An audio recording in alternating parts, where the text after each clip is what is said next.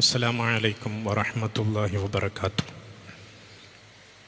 അൽഹംദുലില്ലാഹ് വസ്സലാത്തു വസ്സലാമു അലാ സയ്യിദിൽ മുർസലീൻ വഅലാ ആലിഹി വസഹ്ബിഹി അജ്മഈൻ. അമ്മാ ബഅദ്. വളരെയേറെ ആദരണീയനായ പ്രൗഢമായ ചടങ്ങിൻ്റെ അധ്യക്ഷനും കോഴിക്കോട് ജില്ലാ SKSSFൻ്റെ അമരക്കാരനുമായ സയ്യിദ് മുബശ്ശിർ ജമലുല്ലൈലി തങ്ങൾ,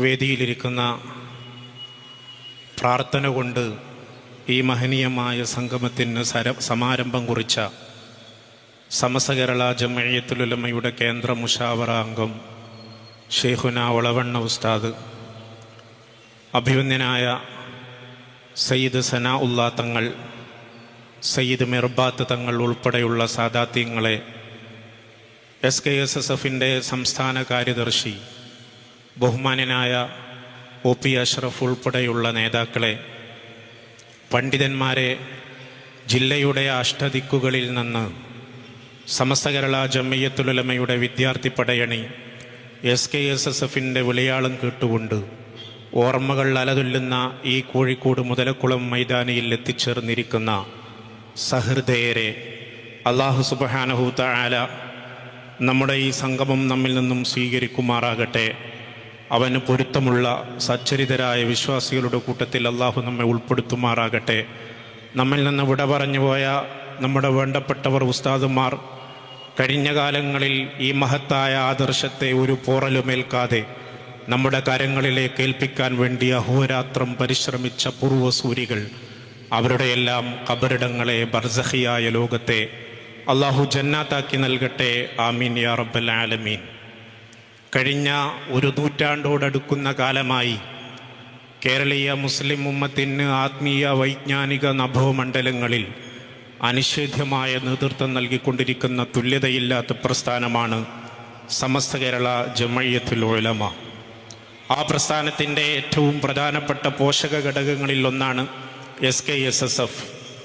SKSSF സംസ്ഥാനത്തു ഉടനീളം നടത്തിക്കൊണ്ടിരിക്കുന്ന ആദർശ ക്യാമ്പയിനിൻ്റെ ഭാഗമായി ജില്ലാതല ഉദ്ഘാടനമാണ് ഈ സായാഹ്നത്തിൽ ഇവിടെ നടക്കാനിരിക്കുന്നത്. അല്ലാഹു സുബ്ഹാനഹു തആല നമ്മുടെ പ്രവർത്തനങ്ങളിലും നമ്മുടെ പദ്ധതികളിലും ഇഖ്ലാസും വിജയവും നൽകി അനുഗ്രഹിക്കുമാറാകട്ടെ. വിശുദ്ധമായ ഇസ്ലാമിൻ്റെ നേരായ ആദർശത്തിൻ്റെ സംരക്ഷണത്തിന് വേണ്ടിയാണല്ലോ മഹത്തായ സമസ്ത കേരള ജംഇയ്യത്തുൽ ഉലമ രൂപീകൃതമായിരിക്കുന്നത്. ഇസ്ലാം എന്നുള്ളത് സാർവകാലികവും സാർവജനീനവുമായ ജീവിത പദ്ധതിയാണ്. വളുഅൻ ഇലാഹിയുൻ, ദൈവികമായ ഒരു വ്യവസ്ഥയുടെ പേരാണ് യഥാർത്ഥത്തിൽ ഇസ്ലാം എന്നുള്ളത്. കേവലം ഒരു കൂട്ടം തത്വസംഹിതയുടെ പേരല്ല ഇസ്ലാം എന്നുള്ളത്. അങ്ങനെ ഒരു കൂട്ടം തത്വസംഹിതയായിരുന്നു എങ്കിൽ വിശുദ്ധമായ ഖുർആൻ അവതീർണമാകാൻ വേണ്ടി 23 വർഷങ്ങളോളം കാത്തിരിക്കേണ്ട ആവശ്യം വരുമായിരുന്നില്ല. അള്ളാഹുവിൻ്റെ പരിശുദ്ധമായ ഖുർആനിനെ ഒറ്റത്തവണയായി ഒരു സുപ്രഭാതത്തിലോ ഒരു രാവിലോ വിശുദ്ധമായ ഖുർആനിൻ്റെ അവതീർണനം പൂർത്തിയാക്കിക്കൊണ്ട് ലോകത്തിൻ്റെ മുന്നിൽ സമർപ്പിക്കാമായിരുന്നു. അള്ളാഹുവിൻ്റെ റസൂൽ സല്ലല്ലാഹു അലൈഹി വസല്ലമ തങ്ങൾക്ക് തൻ്റെ 40-ാമത്തെ വയസ്സിൽ ജബലുന്നൂർ പർവ്വതത്തിൻ്റെ ഓരത്ത് വെച്ച് അള്ളാഹുവിൻ്റെ അരികിൽ നിന്ന് മലക്ക് മുഖറബുൽ അംലാക്ക് ജിബ്രീൽ അലൈഹി സ്വലാത്തു വസ്സലാം കടന്നു വന്ന് പ്രോദ്ഘാടനം കുറിക്കപ്പെട്ട വിശുദ്ധമായ ഇസ്ലാമിൻ്റെ ശരീഅത്തിൻ്റെ ആരംഭം, അതിൻ്റെ പരിസമാപ്തി കുറിക്കുന്നത് അൽയൗമ അക്മൽതു ലക്കും വഅത്മംതു അലൈക്കും നിഅമതി വറളീതു ലക്കുമുൽ ഇസ്ലാമ ദീന എന്ന് പറയുന്നത് വരെയുള്ള നീണ്ട 23 വർഷക്കാലയളവ് കൊണ്ടാണ്. ഈ 23 വർഷക്കാലയളവ് എന്തിനു വേണ്ടിയാണ് ആവശ്യമായി വന്നത് എന്ന് ചോദിച്ചാൽ, ഇത് കേവലം ഒരു തത്വസംഹിതയായി പരിഗണിക്കപ്പെടാതെ അള്ളാഹുവിൻ്റെ റസൂൽ സല്ലല്ലാഹു അലൈഹി വസല്ലമ തങ്ങളുടെ ജീവിത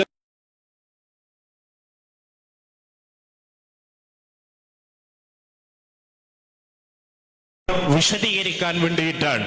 വിശുദ്ധമായ ഖുർആനിൻ്റെ വിശദീകരണമാണ് പരിശുദ്ധ റസൂൽ സല്ലല്ലാഹു അലൈഹി വസല്ലമ തങ്ങളുടെ ജീവിതം എന്നുള്ളത്.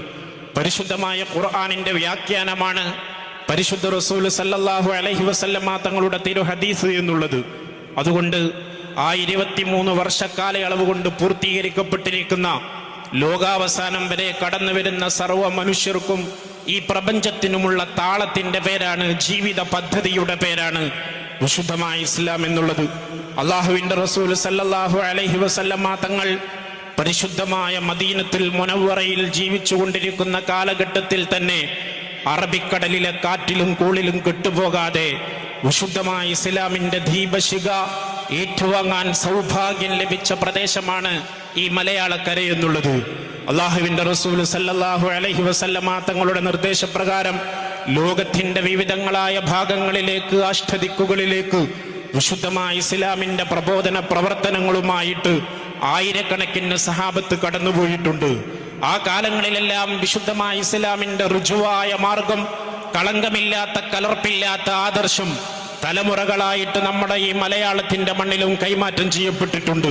ഒരുപക്ഷെ ആഗോളാടിസ്ഥാനത്തിൽ വിശുദ്ധമായ ഇസ്ലാമിന്റെ പേരിൽ വ്യത്യസ്തങ്ങളായ ആശയധാരകൾ രൂപപ്പെട്ടപ്പോൾ അള്ളാഹുവിന്റെ റസൂൽ സല്ലല്ലാഹു അലൈഹി വസല്ലമ തങ്ങൾ എന്റെ സമുദായം ആദർശത്തിന്റെ പേരിൽ വിവിധ ചേരികളായി വിഘടിക്കുമെന്നുള്ള മുന്നറിയിപ്പ് നൽകിയപ്പോൾ ഖവാരിജിസവും മുഅ്തസിലത്തും മുർജിയത്തും ഖദരിയാക്കളും തുടങ്ങി വ്യത്യസ്തങ്ങളായ അവാന്തര വിഭാഗങ്ങൾ ലോകത്തിന്റെ വിവിധ ഭാഗങ്ങളിലേക്ക് കടന്നു വന്നപ്പോഴും അത്തരത്തിലുള്ള ഒരൊറ്റ പുത്തനാശയങ്ങളെയും മടുപ്പിക്കാതെ, അതിൻ്റെയൊന്നും സ്വാധീനമില്ലാതെ ഏതാണ്ട് 20-ാം നൂറ്റാണ്ട് വരെ കേരളത്തിൽ ഇസ്ലാമികമായ പൈതൃകം അതിൻ്റെ തനിമയോടുകൂടെ നിലനിന്നിട്ടുണ്ടായിരുന്നു എന്നുള്ളതാണ് യാഥാർത്ഥ്യം. ഈ കാലയളവിൽ മഹാന്മാരായ ഇമ്മത്തിന്റെ കാലഘട്ടത്തിലൂടെ, പിൽക്കാലത്ത് നമ്മുടെ കേരളീയ പരിസരത്ത് മഹാന്മാരായ മഖ്ദൂമമാരുടെ പാരമ്പര്യത്തിലൂടെ, മമ്പുറം തങ്ങളുടെ പാരമ്പര്യത്തിലൂടെ, ഉമർ ഖാദിയുടെ പാരമ്പര്യത്തിലൂടെ കൃത്യമായി ഒരു സമുദായത്തിന് വൈജ്ഞാനികമായ ആത്മീയമായ ദിശാബോധം പകർന്നു കൊടുക്കാൻ പക്വതയുള്ള കൃത്യമായ ഒരു നേതൃത്വം നമ്മുടെ മുന്നിലുണ്ടായിരുന്നു. അതുകൊണ്ട് കഴിഞ്ഞ ആ നൂറ്റാണ്ടുകൾ എന്ന് പറയുന്നത് വിശുദ്ധമായ ഇസ്ലാമിന്റെ ആവിർഭാവം മുതൽ ഏതാണ്ട് 20-ാം നൂറ്റാണ്ടിന്റെ ആദ്യ സന്ദർഭം വരെയുള്ള നീണ്ട 10-14 നൂറ്റാണ്ട് കാലഘട്ടം എന്ന് പറയുന്നത് ഇസ്ലാം അതിന്റെ മനോഹരമായ ആശയതലങ്ങളിലൂടെ നമ്മുടെ കേരളീയ പരിസരത്തെ പുഷ്കലമാക്കിക്കൊണ്ടിരുന്ന വൈജ്ഞാനികമായും ദൈക്ഷണികമായും ഏറ്റവും മനോഹരമായ ഒരു അധ്യായത്തെ തുന്നിച്ചേർത്തിരുന്ന ചരിത്രവും ഇന്നലകളുമാണ് നമുക്ക് അവകാശപ്പെടാനുണ്ടായിരുന്നത്. ചില ഉൽപ്പത്തിഷ്ണുക്കളെ രംഗപ്രവേശനം ചെയ്തുകൊണ്ട് പറയാറുണ്ട്, തങ്ങൾ ഈ മലബാറിലേക്ക് കടന്നു വന്നപ്പോഴാണ്, അല്ലെങ്കിൽ തങ്ങളുടെ ആശയങ്ങൾ ഇവിടെ കടന്നു വന്നപ്പോഴാണ് സാമൂഹികമായ ഉത്ഥാനമുണ്ടായത് എന്ന്. അജ്ഞതയിൽ നിന്ന് പഴഞ്ചന്മാരായ പാരമ്പര്യത്തിന്റെ യാഥാസ്ഥികതയുടെ വിഴുപ്പുപാണ്ഡം ചുമന്നുകൊണ്ടിരുന്ന ഒരു സമൂഹത്തിന് പുതിയ ദൈക്ഷണികമായ തലങ്ങളെ പരിചയപ്പെടുത്തി കൊടുത്തതും മുസ്ലിം സമൂഹത്തിന്റെ സർവ്വവിധത്തിലുള്ള ഉത്ഥാനങ്ങളുടെയും അട്ടിപ്പേർ അവകാശങ്ങൾ അവകാശപ്പെടാൻ വേണ്ടി രംഗത്ത് വരുന്ന ചില പുത്തനാശയങ്ങൾ സ്വാഭാവികമായിട്ടും നമുക്കിടയിലുണ്ട്. പക്ഷെ നമ്മൾ മനസ്സിലാക്കേണ്ട ഒരു യാഥാർത്ഥ്യം, നാളിതുവരെ മുസ്ലിം ഉമ്മത്തിന് കൃത്യമായ ആത്മീയമായ പിൻബലം ഉണ്ടായിരുന്നു. യാതൊരു നിലക്കുമില്ലാത്ത, കളങ്കമില്ലാത്ത വളരെ കൃത്യമായ ആദർശമുണ്ടായിരുന്നു. അതേ സന്ദർഭത്തിൽ തന്നെ അതാത് കാലങ്ങളിൽ ലഭ്യമായ രീതിയിലുള്ള വൈജ്ഞാനികമായ സബര്യ വിശുദ്ധമായ ഇസ്ലാമിന്റെയും അതേ സന്ദർഭത്തിൽ തന്നെ ഭൗതികമായ വിജ്ഞാനീയങ്ങളുടെയും ഇസ്ലാമിക വിജ്ഞാനീയങ്ങളെ മറ്റു സമൂഹങ്ങളിലേക്ക് പകർന്നു കൊടുക്കാൻ, അല്ലെങ്കിൽ തങ്ങൾ ജീവിക്കുന്ന ഒരു സമൂഹത്തെ ഏറ്റവും മനോഹരമായ രീതിയിൽ പരിഷ്കരിക്കാൻ ആവശ്യമായ വ്യത്യസ്തങ്ങളായ വൈജ്ഞാനിക തലങ്ങളെ കൂടെ ഉൾക്കൊണ്ട ഒരു സമൂഹമാണ് കേരളീയ മുസ്ലിമീങ്ങൾ എന്ന് പറയുന്നത്. ഇവിടെ സാഹിത്യമുണ്ടായിരുന്നു, ഇവിടെ ദൈക്ഷണികതയുണ്ടായിരുന്നു, ഇവിടെ പാഠശാലകൾ ഉണ്ടായിരുന്നു. എത്രത്തോളം എന്ന് വെച്ചാൽ സ്വന്തമായിട്ട് മാപ്പിള മുസ്ലിമീങ്ങൾക്ക് ഒരു ലിപി തന്നെ ഉണ്ടായിരുന്നു. അറബി മലയാളത്തിൽ കേരളീയ മുസ്ലിം ഉമ്മത്തിന് 10,000-ത്തിലധികം ഗ്രന്ഥങ്ങൾ, സ്വന്തമായിട്ടുള്ള ഒരു ലിപി കേരളത്തിലെ മുസ്ലിമീങ്ങൾ രൂപപ്പെടുത്തിയെടുക്കുകയും ആ ലിപിയിലൂടെ വൈജ്ഞാനിക കൊള്ളക്കൊടുക്കലുകൾ കൃത്യമായി നടത്തുകയും 10,000-ത്തിലധികം ഗ്രന്ഥങ്ങൾ അറബി മലയാളം ഭാഷയിൽ മാത്രം കേരളീയ പരിസരത്ത് നിലനിന്നിരുന്നു എന്നുള്ളതാണ് ചരിത്രപരമായ യാഥാർത്ഥ്യം. അതിൽ തന്നെ 6,000-ത്തോളം ഗ്രന്ഥങ്ങൾ അറബി മലയാളം ഭാഷയിൽ അച്ചടിക്കപ്പെട്ടിരിക്കുന്ന, വിരചിതമായിരിക്കുന്ന 6,000-ത്തോളം ഗ്രന്ഥങ്ങൾ ഗദ്യപദ്യ സാഹിത്യങ്ങളുടേതായിരുന്നു. ഇവിടെയുള്ള സർഗാത്മകമായ തലങ്ങളെ പുഷ്കലമാക്കിയതായിരുന്നു. ഓ ചന്തുമേനോൻ ഇന്ദുലേഖ എന്ന മലയാളത്തിലെ ആദ്യത്തെ നോവൽ എഴുതുന്നതിന്റെയും എത്രയോ പതിറ്റാണ്ടുകൾക്ക് മുമ്പ് അമീർ ഖുസ്രു പേർഷ്യൻ ഭാഷയിൽ രചിച്ച ചാർ ദർവേഷിനെ അറബി മലയാള ഭാഷയിലേക്ക് പരിഭാഷപ്പെടുത്തിയിട്ട് കേരളീയ മുസ്ലിം ഉമ്മത്തിലെ മാപ്പിള തറവാട്ടിലെ അടുക്കളക്കോലായിൽ ഇരുന്നു കൊണ്ട് മുസ്ലിം സ്ത്രീകൾ നോവലുകൾ വായിച്ചിരുന്ന ഒരു കാലഘട്ടം ഇന്നലകളിൽ കഴിഞ്ഞു പോയിട്ടുണ്ട്. അറബി മലയാളിൽ തന്നെ വിരചിതമായ അതിപുരാതനമായ തത്തയുടെ കഥ എന്ന് പറയുന്ന അറബി മലയാള നോവലുകൾ ഇവിടെ വായിക്കപ്പെട്ടിട്ടുണ്ട്. അതേ സന്ദർഭത്തിൽ തന്നെ ഖാലി മുഹമ്മദ് റളിയല്ലാഹു അൻഹുവിന്റെ കരങ്ങളാൽ വിരചിതമായ മുഹീദ്ദീൻ മാല, കിളിപ്പാട്ട്, രാമായണം, തുഞ്ചത്തെഴുത്തച്ഛൻ ബഹുമാനപ്പെട്ടവരെ രചിക്കുന്നതിന്റെയും എത്രയോ വർഷങ്ങൾക്ക് മുമ്പ് ഖാലി മുഹമ്മദിന്റെ കരങ്ങളാൽ അറബി മലയാളത്തിൽ മനോഹരമായി അടയാളപ്പെടുത്തി വച്ചിരിക്കുന്ന ഒരുപക്ഷേ ഈ എഴുത്തച്ഛൻ മഹത്തായ രാമായണം രചിക്കുന്നതിന്റെയും എത്രയോ മുമ്പേ കേരളീയ പരിസരത്ത് ഖാലി മുഹമ്മദ് മുഹീദ്ദീൻമാരെ രചിച്ചതും സാഹിത്യമായ ഭാഗങ്ങളിൽ, ആധ്യാത്മികമായ ഭാഗങ്ങളിൽ, ദൈക്ഷണികമായ ഭാഗങ്ങളിൽ ഈ ഉമ്മത്തിനുണ്ടായ ഉണർവിന്റെ അടയാളങ്ങളാണ്. ഇവിടെ സാമൂഹികമായും രാഷ്ട്രീയമായും എല്ലാ നിലക്കും ഉത്ഥാനത്തിൽ എത്തി നിന്നിരുന്ന ഈ സമൂഹത്തെ പിന്നീട് ആരാണ് പുറകോട്ട് വലിച്ചത് എന്ന് ചോദിച്ചാൽ ഇവിടെ ഉണ്ടായ പുത്തനാശയങ്ങളായിരുന്നു. സർഗാത്മകമായി വിനിയോഗിക്കപ്പെട്ടിരുന്ന ഈ സമുദായത്തിന്റെ ഊർജത്തെ, നിർമ്മാണാത്മകമായി വിനിയോഗിക്കപ്പെട്ടിരുന്ന ഉമ്മത്തിന്റെ ഊർജത്തെ തീർത്തും പ്രതിരോധാത്മകമായ മേഖലയിലേക്ക് വഴിതിരിച്ചു വിടാനുള്ള സാഹചര്യം എന്ന് പറയുന്നത് അതുവരെ കൃത്യമായ ആദർശത്തിന്റെ ഋജുവായ വെളിച്ചമുള്ള ഇസ്ലാമിന്റെ ശൈലിയിലൂടെ കടന്നു വന്ന സമൂഹത്തിലേക്ക് വളരെ അപകടകരമായ പുത്തനാശയങ്ങളുമായിട്ട് ചില ആളുകൾ രംഗപ്രവേശനം ചെയ്തപ്പോഴാണ്, ചരിത്രത്തിന്റെ ഇന്നലകളെ വളരെ കൃത്യമായിട്ട് പഠനവിധേയമാക്കുമ്പോഴാണ് നമുക്ക് ആ യാഥാർത്ഥ്യങ്ങൾ ബോധ്യപ്പെടുന്നത്.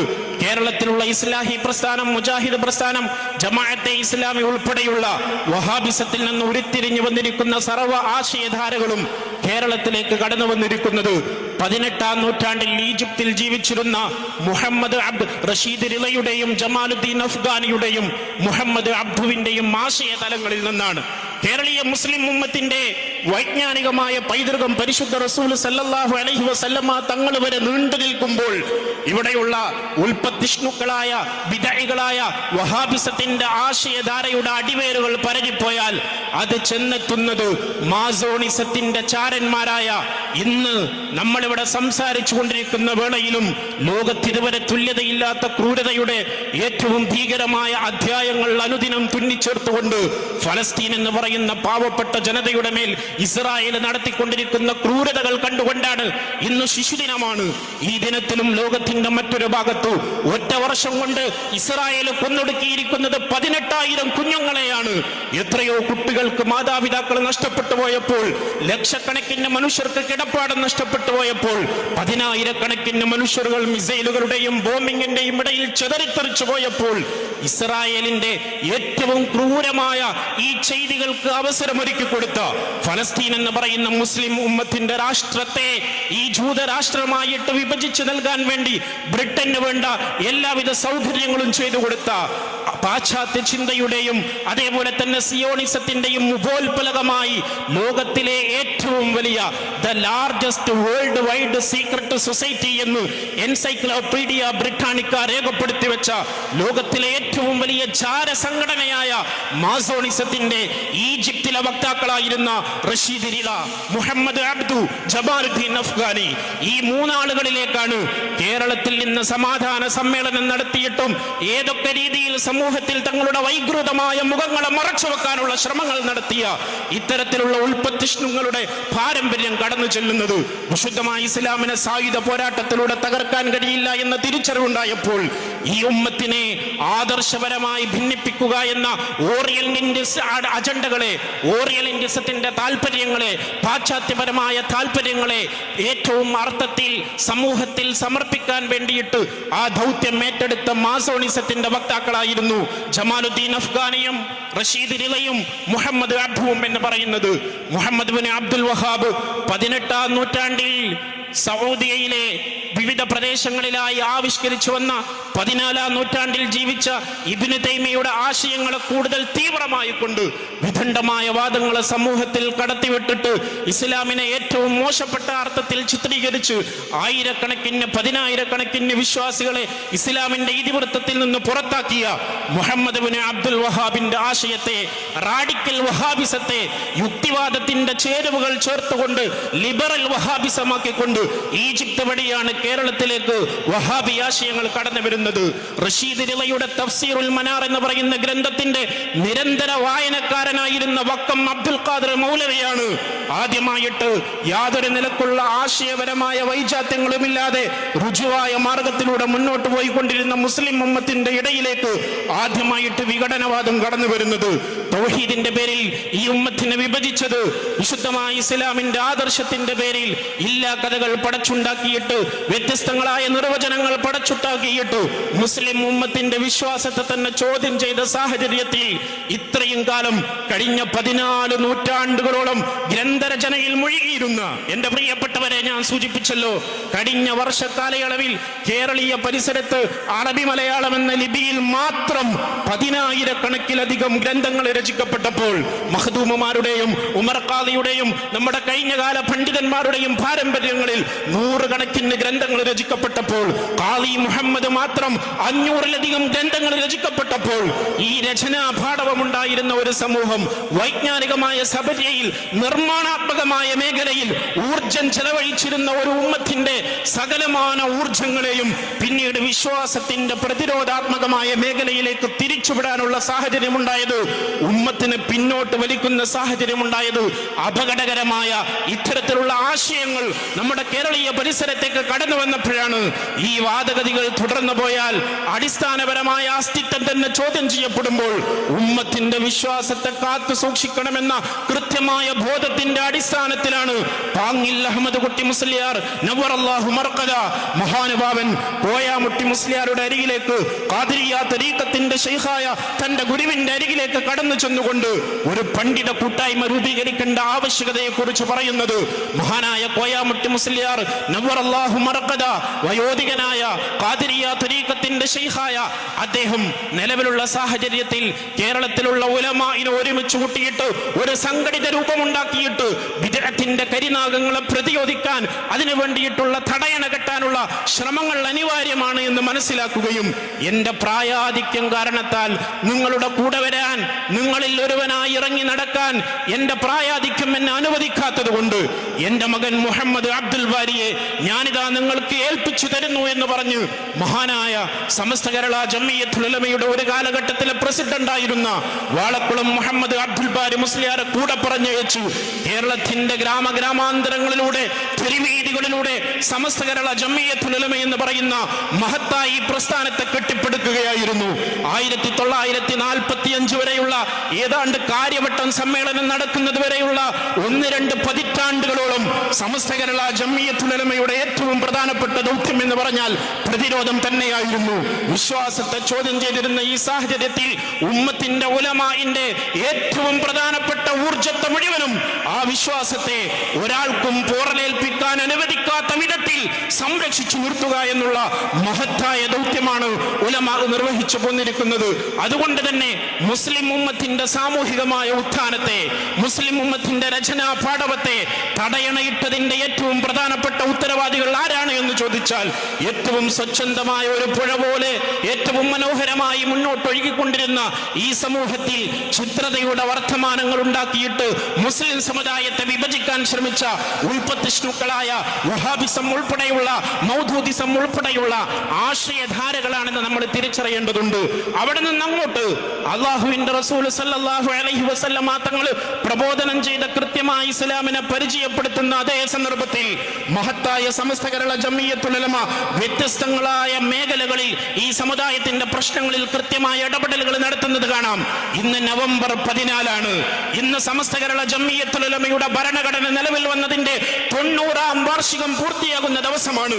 ഒരുപക്ഷെ SKSSF അതിന്റെ ഏറ്റവും പ്രധാനപ്പെട്ട സമ്മേളനം ചരിത്രമുറങ്ങുന്ന ഈ മുതലക്കുളം മൈതാനിയിൽ നടത്തുമ്പോൾ അത് ആലോചിച്ചിട്ടുണ്ടോ എന്ന് എനിക്കറിയില്ല. പക്ഷേ ഇന്ന് നവംബർ 14 1934 നവംബർ 14 1926 ജനുവരി 26 രൂപീകൃതമായ മഹാനായ വരക്കൽ ബാലവി മുല്ലക്കോയ തങ്ങൾ ബീജാവാപം നൽകിയ ദൈർഘ്യമേറിയ തന്റെ പ്രാർത്ഥനയിലൂടെ ഈ സമുദായത്തിന് വേണ്ടി സമർപ്പിച്ച സമസ്ത കേരള ജംഇയ്യത്തുൽ ഉലമ ഒരു ഭരണഘടനയുടെ രൂപത്തിൽ ആദ്യമായിട്ട് രജിസ്റ്റർ ചെയ്യുന്നത് 1934 രജിസ്റ്റർ ചെയ്യപ്പെട്ട നവംബർ 14 ഉല്ലേഖനം ചെയ്യപ്പെട്ട ഈ മഹത്തായ ഭരണഘടനയുടെ ഉദ്ദേശ ലക്ഷ്യങ്ങൾ പരിചയപ്പെടുത്തുന്നിടത്ത് അതിന്റെ പാർട്ട് എ എന്ന് പരിചയപ്പെടുത്തുന്നത് മഹത്തായ അഹ്ലുസ് സുന്നത്തി വൽ ജമാഅയുടെ ആശയാദർശങ്ങളെ ഈ സമൂഹത്തിന് പ്രബോധനം ചെയ്യുക, അവർക്ക് യഥാർത്ഥ ഇസ്ലാമിന്റെ തനതായ രീതിയെ പഠിപ്പിച്ചു കൊടുക്കുക എന്നുള്ളതാണ്. പാർട്ട് ബി, ആ ആശയധാരക്ക്, അഹ്ലുസ് സുന്നത്തി വൽ ജമാഅത്തിന്റെ ആശയധാരക്ക് വിഘാതം സൃഷ്ടിക്കുന്ന രീതിയിൽ പരിശുദ്ധ റസൂൽ സല്ലല്ലാഹു അലൈഹി വസല്ലമ തങ്ങളും അവിടുത്തെ സഹാബത്തും അയിമ്മത്തും പഠിപ്പിച്ചു തന്ന യഥാർത്ഥ ഇസ്ലാമിന്റെ ആശയാദർശങ്ങൾക്ക് വിഘാതമായി പുത്തനാശയങ്ങളുമായി അഹ്ലുസ് സുന്നത്തി വൽ ജമാഅത്തിന്റെ ആശയധാരക്കെതിരെ രംഗപ്രവേശനം ചെയ്യുന്ന ഏതെല്ലാം പ്രത്യയശാസ്ത്രങ്ങളുണ്ടോ ആ പ്രത്യയശാസ്ത്രങ്ങളെ ഈ രാജ്യത്തുള്ള നിയമം അനുശാസിക്കുന്ന രീതിയിൽ പ്രതിരോധിക്കുക എന്നുള്ളതാണ് സമസ്ത കേരള ജംഇയ്യത്തുൽ ഉലമ രൂപീകൃതമായതിന്റെ ഏറ്റവും പ്രധാനപ്പെട്ട രണ്ടാമത്തെ ദൗത്യം. ആ ദൗത്യം വളരെ കൃത്യമായിട്ട് തന്നെ നിർവഹിക്കുമ്പോൾ തന്നെ നമ്മുടെ മുൻഗാമികളായ ഉസ്താദുമാർ, അള്ളാഹുവിന്റെ ആരിഫീങ്ങളായ മഹത്തുക്കൾ അവരവിടെ കൃത്യമായിട്ട് മൂന്നാമത്തെ ഉദ്ദേശമായിട്ട് രേഖപ്പെടുത്തി വെച്ചു. മഹത്തായ സമസ്ത കേരള ജംഇയ്യത്തുൽ ഉലമയുടെ ഏറ്റവും പ്രധാനപ്പെട്ട മൂന്നാമത്തെ രൂപീകരണ ഉദ്ദേശം എന്താണ് എന്ന് ചോദിച്ചാൽ, വിശുദ്ധമായ ഇസ്ലാമിൽ ഇവിടെയുള്ള രാജ്യത്ത് അധിവസിച്ചു കൊണ്ടിരിക്കുന്ന മുസ്ലിമീങ്ങളുടെ മത സാമൂഹിക വിഷയങ്ങളിൽ വേണ്ട രീതിയിലുള്ള ഇടപെടലുകൾ നടത്തുക എന്നുള്ളതാണ്. ഉമ്മത്തിന്റെ അവകാശത്തിന് വേണ്ടി, ഉമ്മത്തിന്റെ അധികാരത്തിന് വേണ്ടി ഈ രാജ്യത്തെ ഭരണഘടന വിഭാവനം ചെയ്യുന്ന ഏതൊക്കെ അധികാരങ്ങളും അവകാശങ്ങളുമുണ്ടോ അത് കൈമോശം വരുന്ന സാഹചര്യത്തിൽ ഈ രാജ്യത്ത് ഇതിന്റെ നിയമങ്ങൾ അനുസൃതമായി കൊണ്ട് ഈ സമൂഹത്തിന്റെ അവകാശത്തിന് വേണ്ടി നിലകൊള്ളുക എന്നുള്ളതാണ്. അതുകൊണ്ട് തന്നെ ചരിത്രം നമ്മൾ പരിശോധിച്ചു നോക്കൂ. ആത്മീയമായ മനോഹരമായ ഒരു വഴി ഈ സമുദായത്തിന് സമസ്ത കേരള ജംഇയ്യത്തുൽ ഉലമ കാണിച്ചു കൊടുക്കുമ്പോൾ തന്നെ സാമുദായികമായി, രാഷ്ട്രീയമായി ഈ സമൂഹം നേരിട്ടുകൊണ്ടിരുന്ന പ്രതിസന്ധി ഘട്ടങ്ങളിലെല്ലാം കൃത്യമായ നിലപാടെടുക്കാൻ സമസ്ത കേരള ജംഇയ്യത്തുൽ ഉലമക്ക് സാധിച്ചിട്ടുണ്ട്. 1933 ഫറോക്ക് സമ്മേളനം, മഹത്തായ സമസ്ത കേരള ജംഇയ്യത്തുൽ ഉലമ രൂപീകരിക്കപ്പെട്ടതിന്റെ 6ാം വാർഷിക മഹാസമ്മേളനം ഫറോക്കിൽ വെച്ച് നടന്നപ്പോൾ 15 പ്രമേയങ്ങൾ അവതരിപ്പിക്കുകയുണ്ടായി. അതിലേറ്റവും പ്രധാനപ്പെട്ട ഒരു പ്രമേയം എന്താണ് എന്ന് ചോദിച്ചാൽ, 1921 ഇവിടെ മലബാർ കലാപം ഉണ്ടായപ്പോൾ ഉമ്മത്ത് പിന്നോട്ട് പോയതിന്റെ 2 കാരണങ്ങളാണുള്ളത്. ഒന്ന്, ദൈക്ഷണികമായ മുന്നേറ്റത്തിൽ നിന്ന് തടയിട്ട വഹാബിസം പോലെയുള്ള പ്രസ്ഥാനങ്ങളുടെ കടന്നുവരവ്. അതുകൊണ്ട് ആത്മീയമായ ആദർശപരമായ ചെറുത്തുനിൽപ്പ് നടത്താൻ ഇവിടെയുള്ള മുസ്ലിം സമുദായം നിർബന്ധിതരായി. രണ്ടാമത്തെ ഏറ്റവും പ്രധാനപ്പെട്ട മറ്റൊരു കാരണം രാഷ്ട്രീയമായ ചെറുത്തുനിൽപ്പ്. 1498 വിശുദ്ധമായ നമ്മുടെ ഈ നാടിനെ, ഈ രാജ്യത്തെ കൊള്ളയടിക്കാൻ വേണ്ടിയിട്ട് വാസ്കോ ഡ ഗാമ കോഴിക്കോട്ട് കാപ്പാട് വന്ന് കപ്പലിറങ്ങിയപ്പോൾ ആരംഭിച്ച വൈദേശികാധിപത്യത്തിനെതിരെ സാമ്പത്തികമായി ഉന്നതാവസ്ഥയിൽ നിലനിന്നിരുന്ന മുസ്ലിം സമുദായം ഇവിടെയുള്ള സാമൂതിരിയുടെ രാജ്യം സംരക്ഷിക്കാൻ, നമ്മുടെ പിറന്ന നാടിന്റെ അഭിമാനത്തെ സംരക്ഷിക്കാൻ നിരന്തരമായി പോർച്ചുഗീസുകാരോട് പോരാട്ടത്തിൽ ഏർപ്പെടേണ്ടി വന്ന സാഹചര്യം, ഡച്ചുകാരോടും ഫ്രഞ്ചുകാരോടും അവസാനം ബ്രിട്ടീഷുകാരോടും നിരന്തരമായ രാഷ്ട്രീയ പോരാട്ടങ്ങളിൽ ഏർപ്പെടേണ്ടി വന്നപ്പോഴാണ് ഈ ഉമ്മത്ത് ഖണ്ഡീകരിക്കപ്പെട്ടു പോയത്. ഈ ഉമ്മത്തിന്റെ സാമ്പത്തികമായ അഭിവൃദ്ധി നഷ്ടപ്പെട്ടു പോയത്, മുഖ്യധാരയിൽ നിന്ന് മാറ്റി നിർത്തപ്പെടുന്ന സാഹചര്യങ്ങൾ ഉണ്ടായത്. അവസാനം മലബാർ കലാപമുണ്ടായ സാഹചര്യത്തിൽ ബഹുമാനപ്പെട്ട രാഷ്ട്രപിതാവായ ബഹുമാനപ്പെട്ട മോഹൻദാസ് കരംചന്ദ് ഗാന്ധി ഉൾപ്പെടെയുള്ള, രാജഗോപാലാചാരി ഉൾപ്പെടെയുള്ള ഉസ്മാനിയ ഖിലാഫത്ത് തകർക്കുന്നതിൽ ബ്രിട്ടൻ നടത്തിയിരിക്കുന്ന ഗൂഢമായ തന്ത്രങ്ങളെ ചോദ്യം ചെയ്തുകൊണ്ട് നമ്മുടെ മലബാറിന്റെ പരിസരങ്ങളിൽ ഖിലാഫത്ത് പ്രസ്ഥാനങ്ങൾ രൂപപ്പെട്ടപ്പോൾ കോൺഗ്രസിന്റെ നേതൃത്വത്തിൽ, ദേശീയ പ്രസ്ഥാനത്തിന്റെ നേതൃത്വത്തിൽ മലബാറിലുള്ള മുസ്ലിമീങ്ങളെ ഖിലാഫത്ത് പ്രസ്ഥാനത്തിലേക്ക് അടുപ്പിച്ചപ്പോൾ, അതിന് സമര യൗവനത്തിലേക്ക് അവരെ, സമര പോരാട്ടങ്ങളിലേക്ക് അവരെ വലിച്ചിഴച്ചപ്പോൾ 1921 അവസാനം തുല്യതയില്ലാത്ത മലബാർ കലാപമായിട്ട് അത് പരിണമിച്ചപ്പോൾ 25,000-ഓളം വരുന്ന ഏറനാട്ടിലെയും വള്ളുവനാട്ടിലെയും മാപ്പിള മക്കൾ കൊല ചെയ്യപ്പെട്ടപ്പോൾ, ബെല്ലാരിയിലെയും കോയമ്പത്തൂരിലെയും അന്ധമാനിലെയും ജയിലുകളിലേക്ക് നാടുകടത്തപ്പെട്ടപ്പോൾ, വാഗൺ ട്രാജഡിയിലൂടെ ശ്വാസം മുട്ടിയിട്ട് നൂറുകണക്കിന് പച്ചയായ മനുഷ്യർ കൊല ചെയ്യപ്പെട്ടപ്പോൾ ഈ ഉമ്മത്തിനെ ആ വലിയ പോരാട്ട വീരോതിഹാസത്തിലേക്ക് നയിച്ച ഇന്ത്യൻ നാഷണൽ കോൺഗ്രസ് അവസാനം കൈ കഴുകുന്ന സാഹചര്യമുണ്ടായപ്പോൾ, മൃദു ഹിന്ദുത്വം സ്വീകരിക്കുന്ന സാഹചര്യമുണ്ടായപ്പോൾ, ഉത്തരവാദിത്വത്തിൽ നിന്ന് മാറി നിന്ന് പ്രതിജ്ഞാബദ്ധമല്ലാത്ത നിലപാട് സ്വീകരിച്ചപ്പോൾ സമസ്ത കേരള ജംഇയ്യത്തുൽ ഉലമ ഉമ്മത്ത് നേരിടേണ്ടി വന്ന ആ വലിയ പ്രത്യാഘാതത്തിന്റെ ഉത്തരവാദികളായ, അല്ലെങ്കിൽ ഉത്തരവാദിത്വത്തിൽ നിന്ന് ഒളിച്ചോടാൻ ശ്രമം നടത്തിയ ദേശീയ പ്രസ്ഥാനത്തിനെതിരെ, ഇന്ത്യൻ നാഷണൽ കോൺഗ്രസിനെതിരെ 1933 ഫറോക്ക് സമ്മേളനത്തിൽ അതിന്റെ 15 പ്രമേയങ്ങളിൽ ഒരു പ്രമേയം അവതരിപ്പിക്കുകയാണ്. മുസ്ലിമീങ്ങളോട് വഞ്ചനാത്മകമായ സമീപനം സ്വീകരിച്ചിരിക്കുന്ന ആ പ്രസ്ഥാനത്തിൽ നിന്ന് കേരളത്തിലുള്ള മുസ്ലിമീങ്ങൾ വിട്ടുനിൽക്കണം. സമസ്ത കേരള ജംഇയ്യത്തുൽ ഉലമയുടെ പ്രഖ്യാപനം ഉണ്ടായപ്പോഴാണ് മഹത്തായ ഈ പ്രസ്ഥാനം ഉമ്മത്ത് നേർത്തിട്ട രാഷ്ട്രീയമായ പ്രതിസന്ധിയുടെ ഘട്ടത്തിൽ കൃത്യമായ ദിശാബോധം നൽകിയ സാഹചര്യത്തിലാണ് കോൺഗ്രസിൽ നിന്ന് ആളുകൾ കൂട്ടമായിട്ട് വിട്ടുനിൽക്കുന്ന സാഹചര്യം ഉണ്ടായത്. കോൺഗ്രസിൽ നിന്ന് ആളുകൾ വിട്ടുനിന്നു, ഇന്ത്യ വിഭജിക്കപ്പെടുന്ന സാഹചര്യമുണ്ടായി. ആ സന്ദർഭത്തിൽ മുസ്ലിം രാഷ്ട്രീയത്തിന്റെ സാധ്യതയെ മനസ്സിലാക്കി അവിടെയാണ് പിന്നീട് മുസ്ലിം രാഷ്ട്രീയ പ്രസ്ഥാനം രൂപീകൃതമാകുന്നത്. അതുവരെ മുസ്ലിം സമുദായത്തിലെ ഭൂരിഭാഗം ആളുകളും പ്രവർത്തിച്ചിരുന്ന കോൺഗ്രസിൽ നിന്ന് മുസ്ലിം ഉമ്മത്ത് മഹത്തായ സമസ്ത കേരള ജംഇയ്യത്തുൽ ഉലമയുടെ നിർദ്ദേശപ്രകാരം വിട്ടുനിന്ന അനുകൂലമായ വളക്കൂറുള്ള സാഹചര്യത്തിലാണ് പിന്നീട് മഹത്തായ ഈ നാട്ടിൽ മുസ്ലിം രാഷ്ട്രീയ പ്രസ്ഥാനത്തിന് പിച്ച വെക്കാനുള്ള മണ്ണ് പോലും രൂപപ്പെട്ടു വന്നിട്ടുള്ളത്. അത് ചരിത്രത്തിൽ ഒരാൾക്കും നിഷേധിക്കാൻ കഴിയാത്ത യാഥാർത്ഥ്യമാണ്. മഹാനായ സയ്യിദ് അബ്ദുറഹ്മാൻ ബാഫഖി തങ്ങള്, ഖായിദുൽ ഖൗം സയ്യിദ് അബ്ദുറഹ്മാൻ ബാഫഖി തങ്ങള്, മഹാനായ പുതിയ മാളിയേക്കൽ സയ്യിദ് അഹമ്മദ് പൂക്കോയ എന്ന PMSA പൂക്കോയ തങ്ങൾ, ഇങ്ങനെ സുന്നി ആശയധാരയിലുള്ള മഹത്തുക്കളായ ആളുകൾ മുന്നിൽ നിന്നപ്പോഴാണ് കേരളീയ രാഷ്ട്രീയ രംഗത്ത് മുസ്ലിം രാഷ്ട്രീയത്തിന്റെ പുതിയ ഭാവിയും പുതിയ പ്രഭാതങ്ങളും ഉണ്ടായിത്തീർന്നത്. 1937 മദ്രാസ് നിയമസഭയിലേക്ക് തെരഞ്ഞെടുപ്പ് നടന്നപ്പോ ആ തെരഞ്ഞെടുപ്പിൽ കോഴിക്കോട് ജില്ലയിലെ കുറുമ്പ്രനാട്ട് താലൂക്കിലെ സ്ഥാനാർത്ഥിയായിട്ട് കേരളം കണ്ട ഏറ്റവും വലിയ നിയമജ്ഞനും രാഷ്ട്രീയ മഹാമേരുവുമായിരുന്ന ദൈക്ഷണിക പ്രതിഭയായിരുന്ന ബി പോക്കർ സാഹിബ് ഒരു സ്ഥാനത്ത് ഒരു ഭാഗത്ത് മത്സരിച്ചപ്പോൾ മുസ്ലിം രാഷ്ട്രീയ പാർട്ടിയുടെ പ്രതിനിധിയായി മത്സരിച്ച സാഹചര്യത്തിൽ എതിർവശത്ത് അതേ താലൂക്കിൽ നിന്ന് മഹാനായ സയ്യിദ് അബ്ദുറഹ്മാൻ ബാഫഖി തങ്ങളുടെ കൂടെ മഹാനായ സയ്യിദ് അബ്ദുറഹ്മാൻ ബാഫഖി തങ്ങളുടെ സഹോദരി ഭർത്താവായ ബഹുമാനപ്പെട്ട ഖാൻ ബഹദൂർ ആറ്റക്കോയ തങ്ങൾ മത്സരിച്ചപ്പോൾ ഖാൻ ബഹദൂർ ആറ്റക്കോയ തങ്ങൾ ഏതാണ്ട് 2700ഓളം വോട്ടുകളുടെ ഭൂരിപക്ഷത്തിൽ ജയിക്കാനുണ്ടായ സാഹചര്യം എന്റെ പ്രിയപ്പെട്ടവരെ നമ്മൾ ചരിത്രത്തിൽ നിന്ന് വായിച്ചെടുക്കേണ്ടതുണ്ട്. ബി പോക്കർ സാഹിബിന് വേണ്ടിയിട്ട് CD സാഹിബിനെ പോലെയുള്ള പ്രമുഖരായ ആളുകൾ പ്രചരണം നടത്തിയപ്പോൾ സാക്ഷാൽ ഇന്ത്യൻ നാഷണൽ കോൺഗ്രസിന്റെ തുല്യതയില്ലാത്ത നേതാവായ മുഹമ്മദ് അബ്ദുറഹ്മാൻ സാഹിബ് അദ്ദേഹത്തിന്റെ വേദികളും അദ്ദേഹത്തിന്റെ പത്രമായ അൽ അമീനും കൂടെ ഉപയോഗപ്പെടുത്തിയപ്പോഴും 2000-ലധികം വോട്ടിന്റെ ഭൂരിപക്ഷത്തിൽ ഖാൻ ബഹദൂർ ആറ്റക്കോയ തങ്ങൾ വിജയിക്കാനുള്ള കാരണം എന്താണ് എന്ന് ചോദിച്ചാൽ മറുവശത്തു ഒരു സയ്യിദിന്റെ സാന്നിധ്യം ഉണ്ടായതുകൊണ്ടാണ്, ഒരാത്മീയമായ സാന്നിധ്യം ഉണ്ടായതുകൊണ്ടാണ് ഖാൻ ബഹദൂർ ആറ്റക്കോയ തങ്ങളെ ഉയർത്തിക്കാണിച്ചത് സയ്യിദുൽ ഖൗം ഖായിദുൽ ഖൗം സയ്യിദ് അബ്ദുറഹ്മാൻ ബാഫഖി തങ്ങളായതുകൊണ്ടാണ്. മഹാനായ വരക്കൽ ബാലവി മുല്ലക്കോയ തങ്ങളുടെ കരപരിലാളനയിൽ വളർന്നു വന്ന മഹത്തായ സുന്നി ആദർശ വഴിയിലൂടെ അതിന്റെ സരണിയിലൂടെ ജീവിതത്തെ കരുപിടിപ്പിച്ച മഹാനായ സയ്യിദ് അബ്ദുറഹ്മാൻ ബാഫഖി തങ്ങളുടെ സാന്നിധ്യം കേരളീയ രാഷ്ട്രീയത്തിൽ അനിവാര്യമാണ് എന്ന് തിരിച്ചറിഞ്ഞ പശ്ചാത്തലത്തിലാണ് പിന്നീട് മുസ്ലിം രാഷ്ട്രീയത്തിലേക്ക് സയ്യിദ് അബ്ദുറഹ്മാൻ ബാഫഖി തങ്ങൾ കടന്നു വരുന്നതും. ചരിത്രം പരിശോധിച്ചു നോക്കുമ്പോൾ അതേ രാഷ്ട്രീയ സംവിധാനങ്ങളുടെ പുസ്തകങ്ങൾ തന്നെ സയ്യിദ് അബ്ദുറഹ്മാൻ ബാഫഖി തങ്ങൾ മഹത്തായ ആ രാഷ്ട്രീയ ധാരയിലേക്ക് ചേർന്ന് നിന്നതോടുകൂടെ മലബാറിലുള്ള മുസ്ലിംങ്ങൾ കൂട്ടമായിട്ട് രാഷ്ട്രീയ പ്രസ്ഥാനത്തിന്റെ ഭാഗമായി തീർന്നു. അവിടെയാണ് പിന്നീട് നമ്മൾ രാഷ്ട്രീയമായ നേട്ടങ്ങൾ ഉണ്ടാക്കി തീർത്തത്. ഈ ഉമ്മത്തിന്റെ അവകാശങ്ങൾക്ക് വേണ്ടിയിട്ട് പോരാട്ടത്തിന്റെ വഴികൾ തുറന്നു വെച്ചത്, ന്യായമായ അവകാശങ്ങൾക്ക് വേണ്ടിയിട്ട് നമ്മൾ ഭരണഘടന അനുസൃതമായ പ്രവർത്തനങ്ങളിൽ ഏർപ്പെട്ടത്. ഞാൻ പറഞ്ഞു വന്നത് ഈ നാടിന്റെ ഇന്നലകളിൽ സമസ്ത കേരള ജംഇയ്യത്തുൽ ഉലമയുടെ നിലപാടുകളും അതിന്റെ രൂപീകരണ കാലഘട്ടം മുതലെയുള്ള തീരുമാനങ്ങളും കൃത്യമായ ഇടപെടലുകൾ നടത്തിയിട്ടുണ്ട്.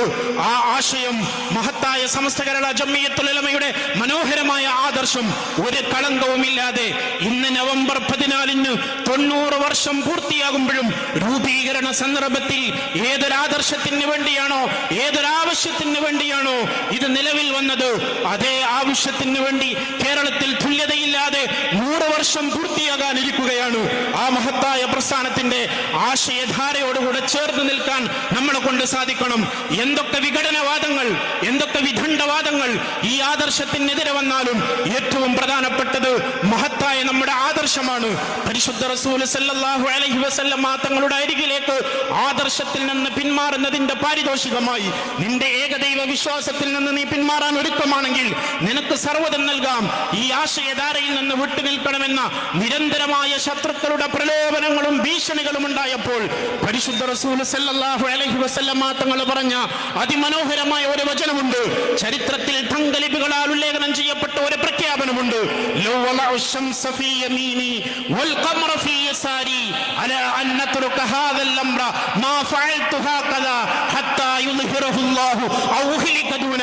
ഞാൻ എൻ്റെ ആദർശത്തിൽ നിന്ന് പിന്മാറുന്നതിന്റെ പകരമായി എൻ്റെ വിശ്വാസത്തെ നിങ്ങൾ എൻ്റെ മുന്നിൽ വെച്ചിരിക്കുന്ന സമ്പത്തിന്റെയോ അധികാരത്തിന്റെയോ ഭൗതികപരമായ താല്പര്യങ്ങളുടെ പകരമായി എൻ്റെ വിശ്വാസത്തെ ബലികഴിക്കുന്നതിന് എൻ്റെ പകരം നിങ്ങൾ എൻ്റെ വലത് കൈയിൽ സൂര്യനെയും എൻ്റെ ഇടത് കൈയിൽ ചന്ദ്രനെയും സമർപ്പിക്കാമെന്ന് പറഞ്ഞാലും ഈ ലോകത്തുള്ള എന്തൊക്കെ മോഹന വാഗ്ദാനങ്ങൾ നിങ്ങൾ എനിക്ക് നൽകിയാലും ആദർശത്തിന്റെ വിഷയത്തിൽ നോ കോംപ്രമൈസ്, ഞാൻ എൻ്റെ വിശ്വാസത്തിൽ അടിയുറച്ച് നിലകൊള്ളുക തന്നെ ചെയ്യുമെന്ന് പറഞ്ഞ പരിശുദ്ധ റസൂൽ സല്ലല്ലാഹു അലൈഹി വസല്ലം തങ്ങളാണ് കേരളത്തിൽ കഴിഞ്ഞ ഒരു നൂറ്റാണ്ട് കാലത്തോടടുക്കുന്ന കാലമായി വിശുദ്ധമായ ഇസ്ലാമിന്റെ യഥാർത്ഥ ആദർശത്തിന് വേണ്ടി നിലകൊള്ളുന്ന സമസ്ത കേരള ജംഇയ്യത്തുൽ ഉലമയുടെയും അതിന്റെ വിദ്യാർത്ഥി പടയായ SKSSFന്റെയും ആദർശം എന്ന് പറയുന്നത് മഹത്തായ സമസ്ത കേരള ജംഇയ്യത്തുൽ ഉലമയുടെ മഹാന്മാരായ ഉസ്താദുമാർ അതിന്റെ മുശാവറയിലെ ബഹുമാനപ്പെട്ട 40ഓളം വരുന്ന മുശാവറ എടുക്കുന്ന തീരുമാനങ്ങൾ, ആ തീരുമാനത്തിന്റെ കൂടെ നിൽക്കാൻ എന്നും ഈ SKSSF പ്രതിജ്ഞാബദ്ധമായിരിക്കും എന്ന് മാത്രം പറഞ്ഞുകൊണ്ട് അല്ലാഹു സുബ്ഹാനഹു തആല ഹക്കിന്റെ കൂടെ നിൽക്കാൻ ഈ മഹത്തായ പ്രസ്ഥാനത്തിന് ഇന്നലകളിൽ തങ്ങളുടെ ജീവിതവും സമ്പത്തും സർവ്വതും ത്യജിച്ച ആ മഹാമനീഷിമാരുടെ കൂടെ നാളെ സ്വർഗ്ഗത്തിലണയാൻ അല്ലാഹു തൗഫീഖ് നൽകുമാറാകട്ടെ. അല്ലാഹുമ്മ അരിനൽ ഹഖ്ക ഹഖ്കൻ വർസുഖ്ന ഇത്തിബാഅ വഅരിനൽ ബാത്തില ബാത്തിലൻ വർസുഖ്ന ഇജ്തിനാബ. റബ്ബനാ ആതിനാ ഫിദ്ദുനിയ ഹസന വഫിൽ ആഖിറതി ഹസനതൻ വഖിനാ അദാബന്നാർ. റബ്ബനാ തഖബ്ബൽ മിന്നാ ഇന്നക അൻതസ് സമീഉൽ അലീം വതുബ് അലൈനാ ഇന്നക അൻതത് തവ്വാബുർ റഹീം. ആമീൻ ബിറഹ്മതിക യാ അർഹമർ റഹീമീൻ. അസ്സലാമു അലൈക്കും വറഹ്മത്തുള്ളാഹി വബറകാതുഹു.